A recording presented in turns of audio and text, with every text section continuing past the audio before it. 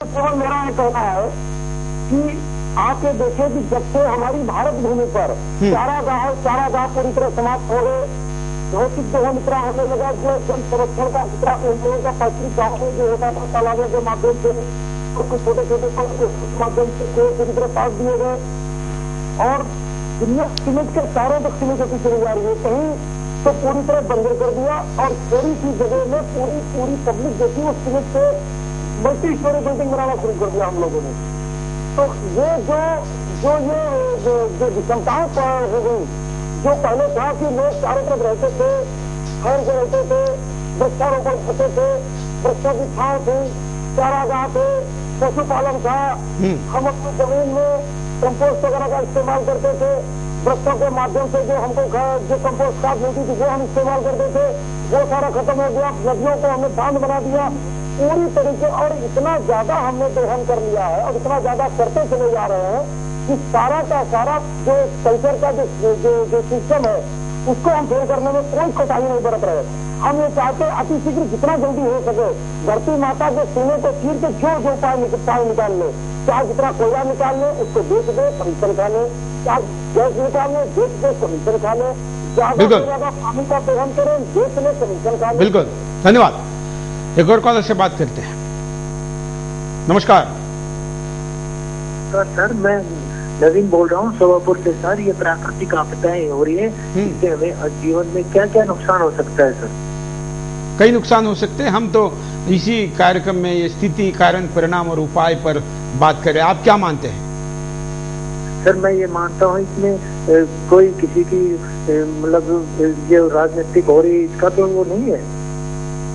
बिल्कुल, हम उस पर भी बात करेंगे। सारे पहलू पर हम ध्यान देंगे क्योंकि ऐसा कोई पहलू नहीं है जिसका पर्यावरण के ऊपर असर नहीं होता है। व्यक्ति के मनस्थिति का भी असर होता है, उसके गलत कर्मों का भी असर होता है, और ये सारी चीजों का चिंतन और मंथन करने के लिए ही हम आज यहाँ पर है।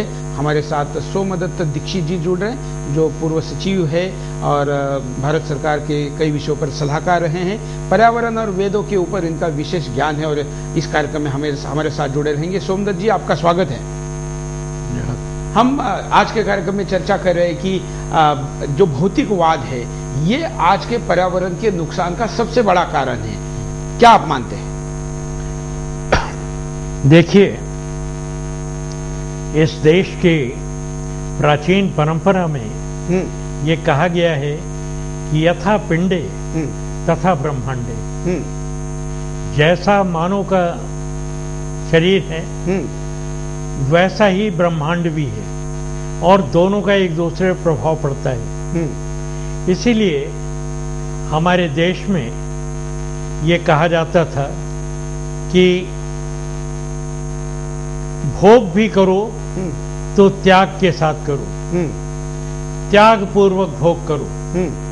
लेकिन आधुनिक युग में हमने साधन बहुत बढ़ा दिए हैं, साधना को छोड़ दिया है। साधना जो थी उसका एक सबसे बड़ा प्रमाण यह है कि जब मनुष्य का देहावसान हो जाता है उस समय शोक सभा की जाती है और शोक सभा में हम 3 बार शांति शांति शांति ही करते हैं। इसका क्या कारण है? इसका कारण यह है कि दुख 3 प्रकार के होते हैं जो मानव को घेरते हैं। एक तो है प्राकृतिक दुख, शारीरिक दुख और आदि भौतिक दुख। तो आधि दैविक और आधि भौतिक और भौतिक, ये 3 प्रकार के दुख हैं, इसलिए 3 प्रकार शांति कही जाती है। आज के मानव ने साधनों की संख्या बहुत बढ़ा दी है। कोई भी काम अब अपने शरीर की शक्ति से करने के बजाय वो यंत्रों पर आधारित हो गया है। और ये जो यंत्र हैं उनके लिए कार्बन फुटप्रिंट्स, अगर आपके घर में फ्रिज भी है तो इस फ्रिज का मतलब है कि कार्बन का प्रदूषण आप अंतरिक्ष में वायुमंडल में भेजते चले आ रहे हैं। अगर आप कार का प्रयोग करते हैं बिल्कुल। मोटरसाइकिल का प्रयोग करते हैं। बिल्कुल, हम इसके कारणों पर तो जाएंगे। हमारे साथ कई कॉलर भी जुड़े हैं, उनसे भी बात करेंगे, आपके पास भी दोबारा आते रहेंगे। अगले कॉलर से बात करते हैं। नमस्कार। नमस्कार सर। बोलिए सर, मेरा नाम तनवीर अहमद है सर। हेलो। बोलिए। हेलो सर, ये आपदा जो आ रही है सर, ये किस वजह आ रही है? क्या कोई इसका गवर्नमेंट के पास कोई इसे नापने का मेजरमेंट तरीका है कि इससे बचा जा सके? नहीं, केवल गवर्नमेंट के पास नापने के तरीके वैज्ञानिक तरीके से तो कई है, लेकिन हम केवल गवर्नमेंट ने भी आपदा विषय पर या आपदा विषय पे तो खैर उनको काम करना चाहिए, समाज ने भी काम करना चाहिए। हम कहते हैं कि आपदा आती ही क्यों है, इसके कारणों पर जाए तो हमको लगता है कि जो भौतिकवाद है, ये भौतिकवाद उसका कारण है। तो उस भौतिकवाद की स्थिति क्या है, उससे परिणाम क्या हो रहे हैं, इससे बचा क्या जा सकता है और भारतीय सोच इसका कैसे सोल्यूशन हो सकती है, यह हम आज चर्चा में ले रहे हैं। धन्यवाद। अगले कॉलर से बात करते हैं। नमस्कार। नमस्कार सर जी। बोलिए। भाई साहब, ये भौतिकवाद आज की आवश्यकता बन चुका है। कैसे? और भौतिकवाद से तो हम बच नहीं सकते हैं, पर यह है कि दृष्टिकोण तो हमें बदलना ही होगा। भौतिकवाद के प्रति हमारा दृष्टिकोण बदलना होगा। जैसे कहा जाता है कि लक्ष्मी आज की आवश्यकता है, लक्ष्मी को माँ के रूप में भी पूजा जा सकता है और लक्ष्मी के लिए लक्ष्मीपति भी बनने के लिए कुछ लोग कोशिश करते हैं और जो लोग लक्ष्मीपति बनने की कोशिश करते हैं उन्हें लक्ष्मी उल्लू बना देती है और उनके ऊपर सवारी कर लेती है।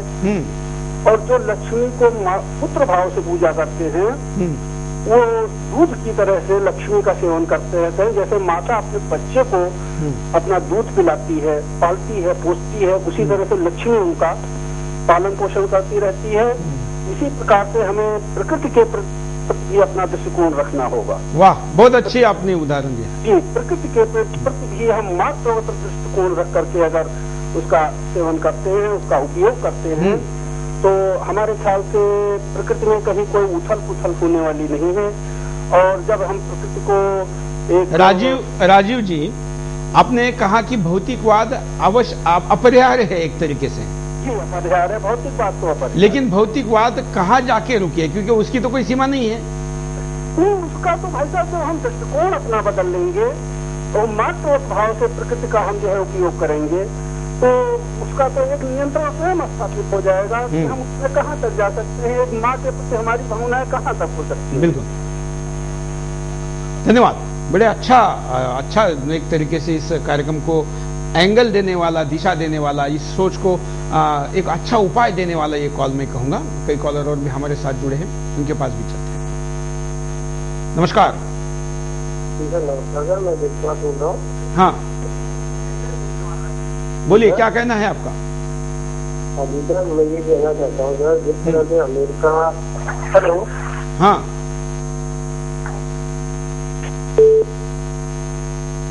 शायद कॉलर से हमारा कॉल टूट गया है। हमारे साथ राधाकांत कवि जुड़े हैं, हम उनके पास चलते हैं। राधाकांत जी, अभी बात हो रही थी भौतिकवाद की, तो जब हमारे चिंतन का आधार भौतिक की जगह आध्यात्मिक था, तब भी आधुनिक ज्ञान विज्ञान का ऐसा कोई क्षेत्र नहीं था जो कि हमारे मनीषियों से अछूता रहा हो।